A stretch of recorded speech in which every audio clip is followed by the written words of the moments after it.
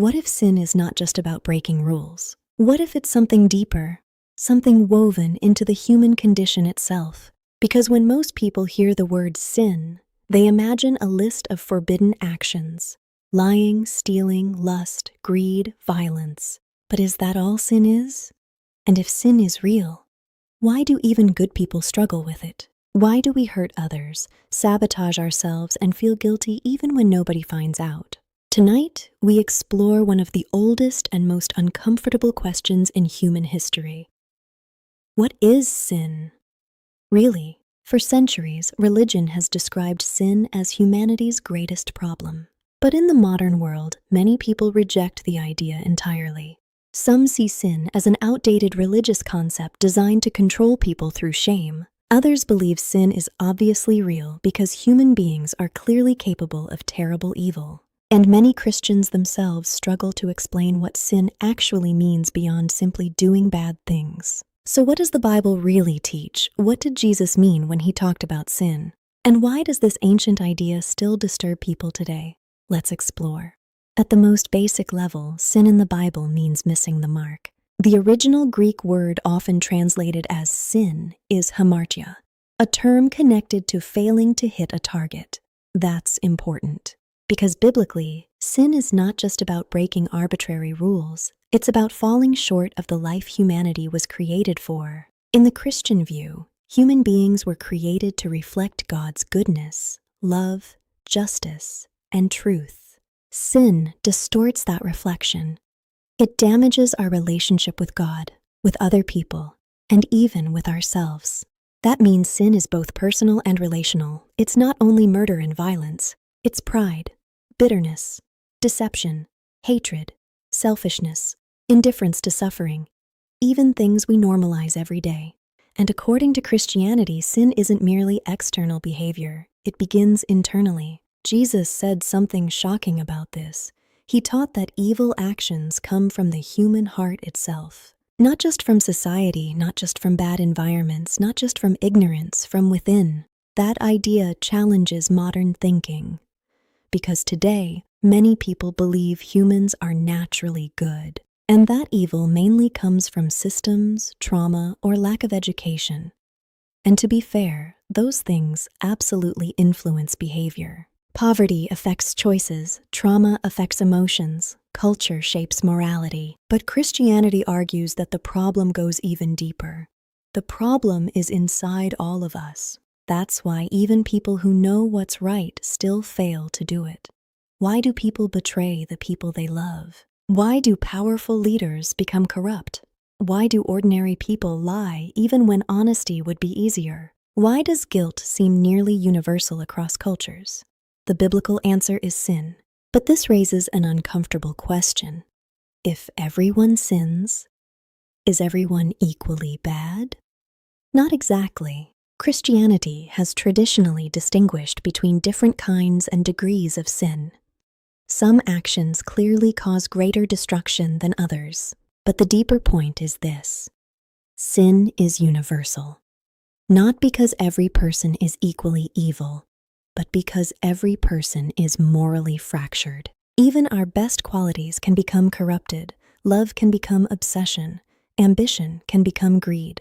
Confidence can become pride. Justice can become revenge. Sin twists good things. And that may be one reason the concept is so difficult to accept.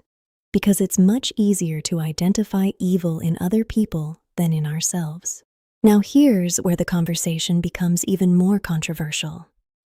Many people reject the idea of sin because they associate it with shame and fear. And honestly, history gives some reasons for that reaction.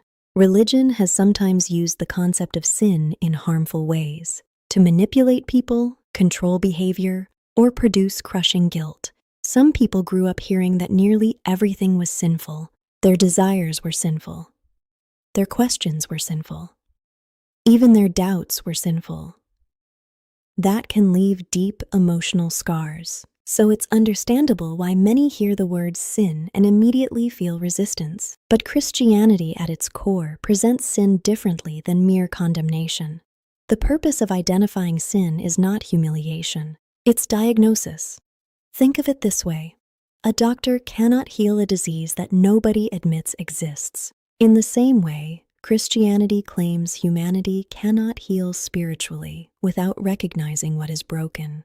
That doesn't mean humans are worthless. Actually, the Christian story says the opposite.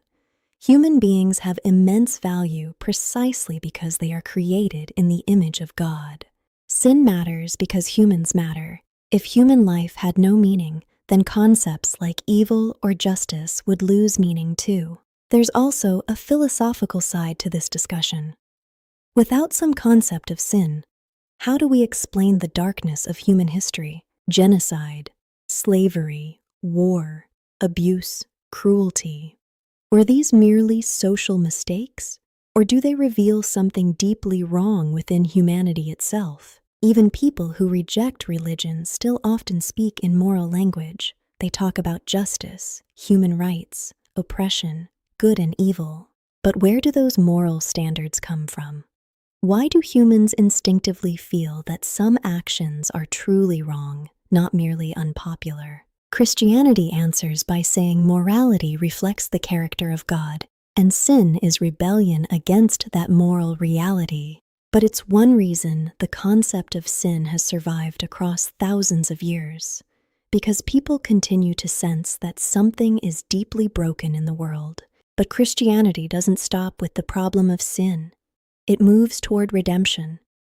This is where Jesus becomes central. According to Christianity, Jesus did not come merely to give moral advice. He came to confront sin itself, not only external injustice, but the internal brokenness. And this changes the entire emotional tone of the conversation. Because Christianity is not ultimately a story about bad people trying harder. It's a story about flawed people being transformed by grace. That's why the New Testament constantly connects truth and mercy together. Sin is taken seriously, but forgiveness is also offered seriously. And maybe that's one reason Jesus attracted so many broken people. Not because he denied sin existed, but because he offered hope to sinners. Still, difficult questions remain. Why would a loving God allow humans to be capable of sin in the first place? Why doesn't God simply remove evil? Are humans truly free if sin influences everyone? Can people overcome sin completely? Christians themselves debate many of these questions. Some emphasize free will. Others focus on human nature. Some see sin primarily as rebellion. Others describe it more as spiritual sickness. And maybe that honesty matters, because easy answers often fail when confronting real human suffering and moral failure.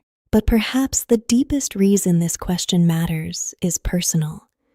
Because at some point, every human being confronts their own conscience. Moments of regret, moments of guilt, moments we wish we could erase. The question is not merely, are people sinful? The question is, what do we do with the brokenness inside us? Ignore it, excuse it, hide it, or face it honestly? Christianity invites people to face it honestly, not to destroy them, but to transform them. And whether someone believes that or not, the question of sin refuses to disappear. Because as long as humans continue hurting one another, as long as guilt exists, as long as people long for forgiveness, justice, and healing, the question remains: what is sin really? If you enjoyed this exploration, subscribe to Sacred Questions for more deep conversations about faith, doubt, God, the Bible, and the hardest questions in religion. And in the comments, I want to hear your perspective. Do you think sin is a real spiritual reality or simply a human invention? Let's discuss respectfully. And until next time, keep asking the sacred questions.